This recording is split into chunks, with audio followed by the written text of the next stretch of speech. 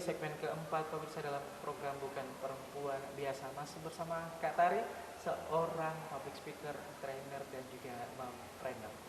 Nah, kita lanjutkan di segmen keempat ini. Tadi ada sepenggal kalimat bahwa Innalillahi 9 bulan ya. 9 hari, maaf. Pasca melahirkan, ibunda tercinta berpulang ke rumah.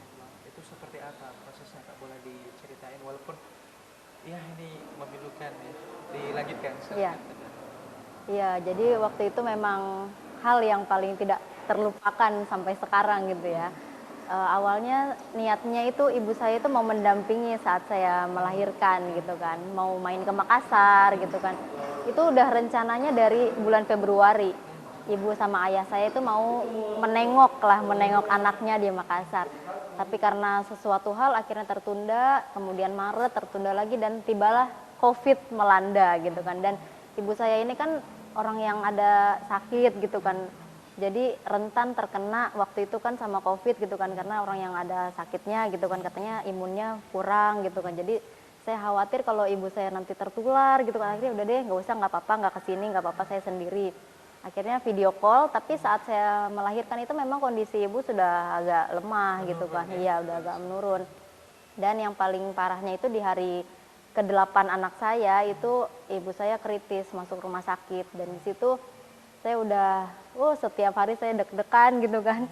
Setiap hari kalau misalkan adik saya telepon gitu, gimana kabarnya gitu. Saya berharap ada kabar baik, tapi ya kabarnya begitu kan, ya gimana, udah menurun gitu. Akhirnya di hari Minggu tanggal 17 Mei waktu itu saya ingat banget, malam-malam jam 8 malam saya dikabari itu, dan saya langsung nangis sejadi-jadinya gitu kan, nangis via telepon. Terus saya bilang mau pulang, tapi saya lihat nggak ada tiket, nggak ada penerbangan ke Jakarta karena lagi COVID. Kemudian saya itu kan mau lebaran juga, H-min seminggu lebaran, saya ingat banget itu di hari 10 hari terakhir Ramadan, saya ingat banget. Kemudian saya juga galau gitu kan, saya mau bawa anak saya yang masih 9 hari, saya takut gitu kan, tapi mau ditinggal juga nggak bisa karena dia ASI gitu. Akhirnya ayah saya menguatkan, sampai Om Bagus pun nelpon saya gitu, menguatkan, bilang nggak apa-apa, nggak usah pulang, doain aja gitu. Insya Allah surga untuk ibumu gitu, karena kamu sedang berjuang di sana. Itu yang paling membekas di hati saya gitu kan, pesan dari guru kita gitu, guru kami gitu kan, Om Bagus. Dan ayah saya juga menyampaikan seperti itu. Udah, jadi saya benar-benar nggak lihat, nggak ada foto, nggak ada video, jadi benar-benar saya nggak lihat. Jadi hari terakhir saya melihat ibu saya adalah saat ibu saya mengantarkan saya ke bandara, saya mau pergi ke Makassar. Mungkin sengaja foto dan videonya nggak dikirimin ya, supaya intensitas kesedihannya ini nggak berlarut ya, seperti walaupun memang sangat berat sekali ya. Betul, ini nggak bisa lagi dijabarkan dengan sebuah kalimat, kata-kata, hanya mampu diungkapkan dengan perasaan saja ya, yang harus merelakan ya, diikhlaskan ibunda tercinta pergi ya, seperti itu. Dan tanpa kita lihat akhirnya seperti apa gitu, itu benar-benar nggak kebayang. Ya Allah. Ya Allah. Jadi kalau Kak Dias tanya yang paling tidak terlupakan, jadi ibaratnya itu kayak titik terendah saya di hidup saya itu saat itu, benar. Awalnya ada titik terendah, tapi ini yang lebih rendah lagi. Saya kira waktu melahirkan itu adalah yang paling terendah gitu, tapi ternyata ini yang lebih, Masya Allah, ya Allah. Aduh, speechless sampai terharu juga pemirsa. Oke, baik, kita move on ya. Oke, sampai speechless saya. Oke, kita move on Kak Tari. Nah, terlepas daripada cerita tadi yang memilukan seperti itu, ada nggak pengalaman-pengalaman mengesankan atau hal-hal yang menyenangkan selama ada di Makassar nih, selama hijrah? Iya. Ya, mungkin dari budaya atau keadaan kota atau makanan, ada hal-hal yang disenangi begitu? Iya. Oke, kalau dari di Makassar ini saya suka karena katanya Makassar ini adalah surganya para pecinta kuliner. Jadi saya suka di Makassar karena banyak makanan gitu kan, dan saya tuh baru kenal semua makanan-makanan yang ada di sini, kayak coto gitu kan, kondro gitu, kemudian sop saudara, mie titi, itu tuh benar-benar saya baru di sini gitu kan. Dan ada satu makanan yang saya suka banget, itu kapurung, Kak. Itu beneran saya suka gitu. Sampai orang-orang tuh bingung gitu kan. Yang dari sagu kan? Iya gitu, jadi saya suka itu. Kemudian barobo juga saya suka.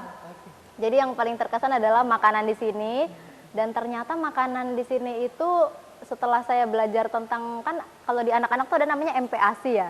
Ternyata itu kayak barongko, itu ternyata adalah snack sehat untuk anak. Jadi saya baru tahu karena kandungannya itu udah ada pisang, ada santan gitu kan, Potasiumnya ada juga iya ya. ada telurnya juga. Wah, ternyata ini snack sehat gitu kan. Keren banget nih di Bugis gitu kan. Punya makanan tradisional seperti ini gitu. Jadi saya suka dengan makanan lokal di Makassar gitu. Dan ini yang membuat saya semakin cinta dengan makanan Indonesia gitu. Masya Allah. Dan bisa juga dibilang sih kalau makanan yang ada di Sulsel itu di Sulawesi itu ikonik banget. Iya. Dia hampir nggak ada mirip-miripnya gitu. Iya, betul. Jadi apa ya? Memang sangat khas Iya. gitu. Sangat khas dari bentuk, dari tekstur, dari rasa ya. Iya. Dan alhamdulillah kalau nggak salah sih hampir semua lidah orang Indonesia bahkan orang luar negeri itu suka juga Iya. dengan makanan Betul. khas Sulawesi Selatan. Dan memang variannya ada asin, gurih, Iya. manis. Jadi ada level-levelnya gitu, pedas apa Iya. dan segala macamnya. Jadi Baru kuenya juga banyak Kak di Iya, sini tuh. variannya ya. Waduh, saya baru tahu kalau bikin acara di sini tuh ada namanya Bosara begitu ya. Betul. Dan wah, di sini bener-bener kalau acara di Makassar kayaknya emang kayak makanan semua gitu. sampai mungkin bisa naikin berat badan. Iya. Ada satu makanan tuh yang sangat identik. Kalau mungkin dari Sabang sampai Merauke itu yang makanan berkuah itu disebut soto.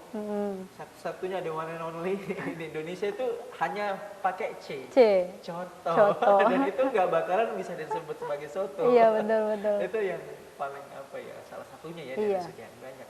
Nah kalau untuk orang-orang atau mungkin tempat wisata udah kemana aja nih, dan ada nggak orang-orang yang bisa dikatain ih lucu banget nih orang itu kayak gitu, ada nggak? Kalau saya di Makassar jujur saya belum explore banget ya Kak, karena saya dulu waktu anak saya udah usia 1 bulan, anak yang pertama ya, saya itu pulang ke kampungnya suami di daerah Kolaka, Sulawesi Kolaka, Tenggara, iya.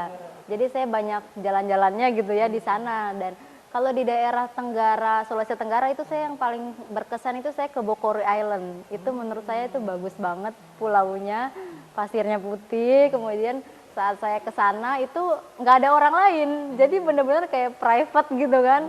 Itu pokoknya yang paling berkesan. Tapi saya ke sana itu waktu belum ada anak, jadi waktu baru menikah saya kan ke sini liburan, pulang lagi ke Ciputat, baru 2020-nya saya pindah gitu.